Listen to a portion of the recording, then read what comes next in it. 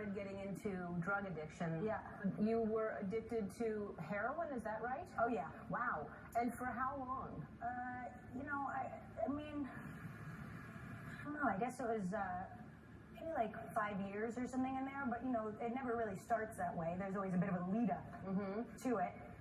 So it's just, you know, a whole blurry era. Yeah. And, you know, I guess I am open about it because I just feel like there's so much sort of shame attached to this kind of stuff. And I feel like it's very helpful when people speak frankly about it. You know, people are so affected by it.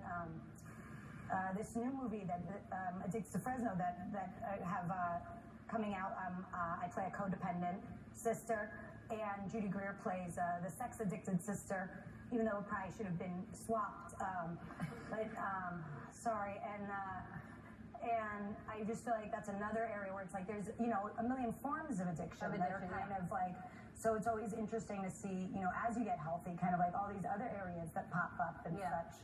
Well, I do think it's important to talk about, and I also, because you're very successful now, so you obviously went through a period where whatever that did to you, I'm sure it took you out of the business for a while, but you can actually get clean and come back and have a career. Yeah. So that's, you know.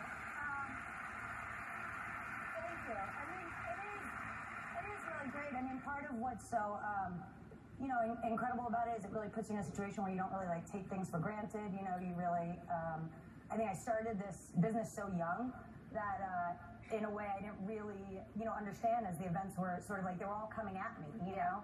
And now I have much more, just sort of like perspective of like all these things that, you know, I get to do and these fun situations and sort of, I think, take things in a more, I sort of see things in a more healthy adult way. Well, obviously we should all be grateful for what we have, but sometimes when things are just thrown at you as a young child, you just think it happens to everybody. So it really is important to earn it and to say I'm very grateful for what I have, because not everybody gets it. Well, and I think as you, but I think as, you know, you grow up, you start to realize, you know, Elaine Stritch's husband actually has a great quote that I heard in the documentary, which is like, he said to her, everybody has a bag of rocks, you know, and I think the older you get, the more you start to realize that, you know, everybody has something. So, I mean, of course, in my case, I mean, you know, it's something like, you know, pretty graphic that, you know, thank God I came out the other side of, but it's like, you know, it just seems like everybody is perfect and knows how to do life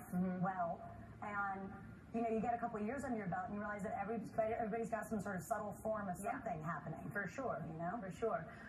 So, Addicted to Fresno is a movie about what you said, you play a codependent sister to a sister who's... It's a great movie. Jamie Babbitt directed it, and she also directed me in But I'm a Cheerleader, so I'm a big fan of hers. I've known her for a long time, and...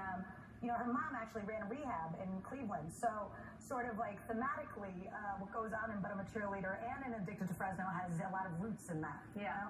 Great. Well, I mean, I'm so happy to have you on the show finally, and I'm happy that you are sharing your story to give people hope, and I'm happy that everything's going well for you. Yeah, well, thank you. It's great to be here. Addicted to Fresno is on iTunes and on demand right now, and opens in theaters Friday. We'll be right back.